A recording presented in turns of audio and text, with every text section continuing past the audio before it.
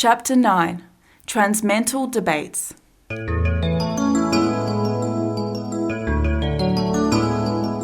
Prior to projection, July 29th, 1979.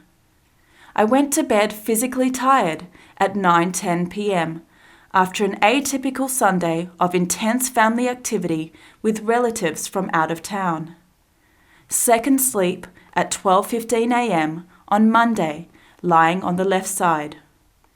Extraphysical period. I was lucid upon entering an extraphysical institution among various candidates for rebirth who were going to be given the specific task of disseminating the principles and laws of cosmoethics, elevated extraphysical principles. There was a presentation of topics and debates with a small group of about 15 extraphysical consciousnesses whose most recent intraphysical lives apparently had taken place in different geographic areas and in various types of occupations. I was evidently an observer, listening incidentally, a sideline spectator or apprentice, not participating directly in the work, just collecting information for immediate entry into these projective records. Although the task of presenting these topics is immense and complex, I will try to present a few of the aspects gathered during my observations. I did not perceive the presence of any senior expositor. It appeared to be a meeting of a study group trying to come up with common viewpoints regarding the transmission of liberating ideas during the next intraphysical life. The main debate revolved around the traditional nature of the dissemination of spiritual ideas among people and the consequent development of prejudice, fanaticism, and sectarianism. There were two distinct teams. In each one, the leader and two other debaters stood out by their heated remarks. My arrival halfway into the debate made it impossible to capture the details of the topics, as they had been developed from the beginning. I also did not have the opportunity to be present to hear the final conclusions of the study group, if there were any. It was obvious that one team had more rigorous and radical thoughts than the other, which was less extreme and had more liberal opinions. As our thoughts are easily perceived by others while outside the soma, my sympathy for the latter team was noticed by the helper next to me. References were made to current Oriental sects, to the philosophical concepts of theosophy, to Umbanda studies, Brazilian spiritual practice originating in Africa, and other mediumistic or trance-oriented sects, including voodoo, to semi-secret organizations, to the current Kardecist bases, Brazilian spiritual practice founded by Allan Kardec, originating in France, to the ideological assistance work based on the Gospel of Christ, performed by various religions and beliefs, to the assertions of Buddha and Muhammad, to the work of Swedenborg, as well as brief analysis of democracy and Gandhi.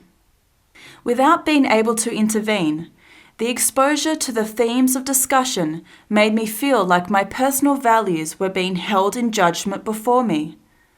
This would happen with anyone there who had defined principles with respect to extraphysical life.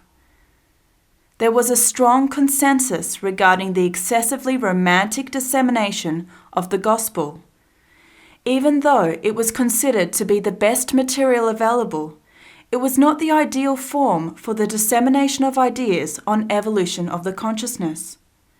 The repetition of ideas found in the Gospels becomes tiring and ineffective on those who are caught up in the current technological era.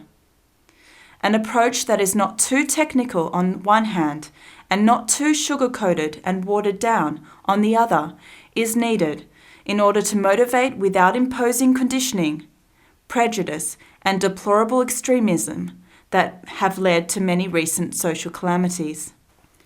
The abuse of disguised or semi-instinctive mysticism, the search for illicit and transitory enrichment, and the acquisition of temporary power came to mind. All these create violence, terror, needless sacrifices, abstruse rituals, and the passivity of the unwary who follow the negative messianism of the pathological leadership of false religions, which are powered by personal interests. This instigates fanaticism, impedes public order, and sacrifices consensual evolution and social progress by involving insecure, unstable, and fragile humans in the clamour of group errors, as occurred in the massacre in British Guiana. Thinking about the conciliatory middle ground, I record the philosophical, moral, and scientific, although shallow, principles of Allan Kardec, founder of the above-mentioned Kardecist spiritual practice. I would like to point out that between orthodoxy and universalism, I opt for the latter. Universalism is centrist and moderate, while orthodoxy is extremist and radical, and as such becomes segregationist. It is foolish for one who has obtained a doctorate to regularly belittle those who are educated by the same school. At this point in the debate, it became time for my departure, as I felt the traction of the silver cord calling me back to dense matter. After returning, upon awakening, I checked the clock, 1:47 a.m. The ideas of the debates I had witnessed began to gently come to mind. How good would it be if there were more physiological and extraphysical resources in the soma and psychosoma respectively, to enhance the recall of the transmental dialogues, ideas and perceptions filed deep within my memory.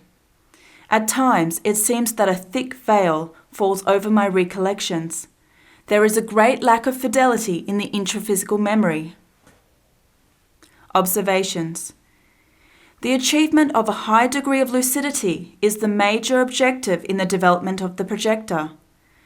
Every projection causes a kind of shock to the consciousness which perturbs and confuses it.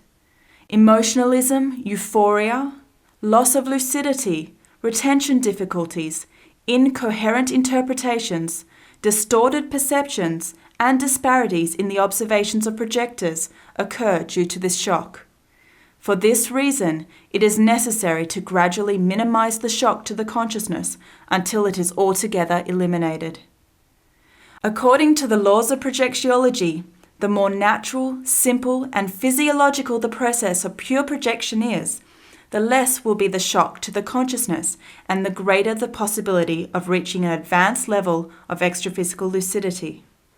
There are external agents that can provoke projection, such as chemicals, drugs, anesthetics, gases, physical exhaustion, hypnosis, pressure on the cervical nerves, stimulus to the balance centers of the inner ear, illness, accidents, and the inhibition of desires, i.e. hunger and thirst. These provoke an impure or artificial projection. They are all less than ideal, because they disturb the attributes of the consciousness. They do not serve as routine, trustworthy systems with which one can acquire advanced extraphysical knowledge and perform high-quality experiments. It is thus necessary to use natural methods, discarding attitudes of extreme technicism and mysticism, as well as maintaining one's perceptions in a way that produces consistent, worthwhile results. The increased sharpness of perception outside the soma demands discipline, practice, and perseverance. This allows the projector to become used to the characteristics of the free psychosoma and the extraphysical dimension, enabling mastery of one's own thoughts, emotions, and energies. This will minimize the shock involved with projection, which will allow a better analysis of extraphysical events. I propose the inevitable neologism projectiology, to name the field of conscientiology that studies the group of phenomena and events that comprise the experiences outside the soma, or the projections of the consciousness, utilizing the psychosoma and mental soma.